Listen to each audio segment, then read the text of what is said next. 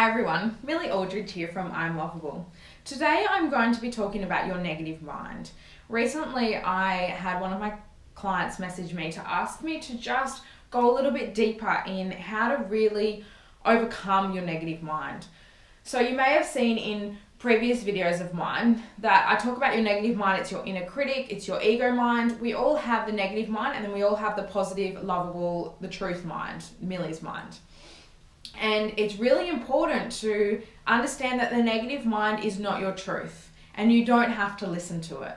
A lot of people think that the negative mind is just their mind, and that's their thoughts, and that's their truth, and that's their beliefs. When you really break it down, you understand that often it's not. So the first thing is to really understand your negative mind. So it's that little voice inside your head. You may feel like sometimes there's a battle inside your head, and it's almost like the devil and the angel. Well, you should do this. Yeah, but I don't want to do that. Well, you should have done that. Well, I don't really want to do that.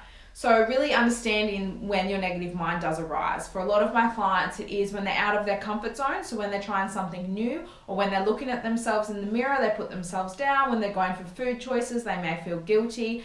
When they're wanting to go for a new job, they put themselves down. When they're standing up in front of people. So understanding that that's your negative mind putting you down. And that it's not to be fearful of your negative mind, because it's just there to keep you safe. It is actually important. We need about 10% of that negative mind to keep us safe, to make sure we look left and we look right when we're crossing the road, to understand that it's okay that it's there, and it's not, you don't need to hate it, you don't need to be fearful of it. I understand sometimes that it can be really, really draining. And one of my clients asked, well, when is it going to go away? What can I do to get rid of it? And the truth is, it's never going to go away. It's always going to be there. What I support you with is to turn the volume down. So start to have more control over your negative mind. You start to have the power, and no longer do you let it have the power. So the first thing is to acknowledge it, and for me, I give it a name. So my negative mind's name is Debbie, so Debbie Downer. So when Debbie comes in and you're not good enough, Millie, and you shouldn't be doing this, and that fear town comes in, I just acknowledge and I listen to Debbie. And some easy ways to support you with that is I used to do a lot of journaling around this when I was first learning how to overcome my negative mind. So journaling about it. I used to write it letters, hey Debbie, this is not helpful today.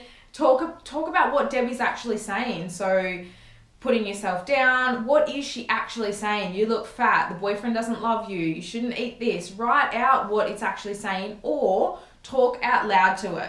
So if I'm in my office by myself, or if I'm driving in the car and Debbie's deciding to have a little gas bag, having a big chat, I'll just talk and say what she says. So it often sometimes might be, like you really should give up on that, you're never going to be good enough, you're not worthy. And I'll just say all of the things that Debbie is wanting to get out. And then I'll stop, I'll acknowledge what she says, and I have a little sentence that I say. So it's, thank you for that, Debbie. Thank you for trying to keep me safe. I am pushing outside of my comfort zone, and I really don't have time to hold back today. I don't have time to hold myself back. So thank you for that. And just gently, slowly close the door on her and moving forward. So I often use the example of your negative mind. It's kind of like a child when the child wants their mum's attention. So you can just imagine the child at their mum's knees, mum, mum, mum, mum. And the more that the mum ignores it, the more that the child keeps going. So you really need to acknowledge first what your negative mind is saying, and then you can let it go. Then you can ignore it. Then you can say thank you, but no thank you.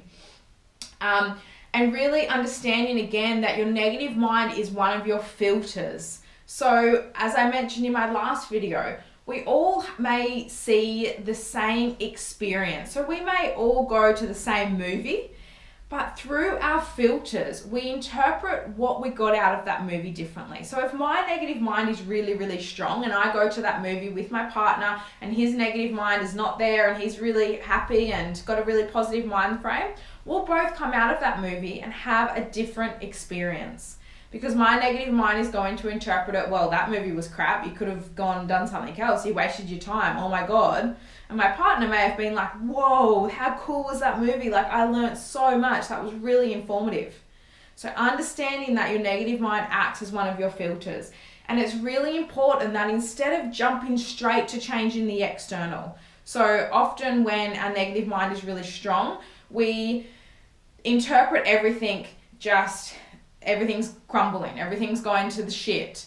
So really understanding that before you quit the job, before you break up with the boyfriend, before you want to go traveling, before you move house, before you do anything, really understand that, is it my external world that I'm needing to change? And absolutely, it's okay. If you want to go traveling, if you want to move, whatever, it's okay. But first, understand that maybe you just need to change your perspective. Change your perspective on the relationship. Change the perspective on the job. Start to have more of a positive mind frame around your job or where you're living. Have more gratitude. Have that attitude of gratitude. So before you change anything externally, really understand that it's important to change your perspective on things. So I hope that this has helped, and really understanding that your negative mind never goes away.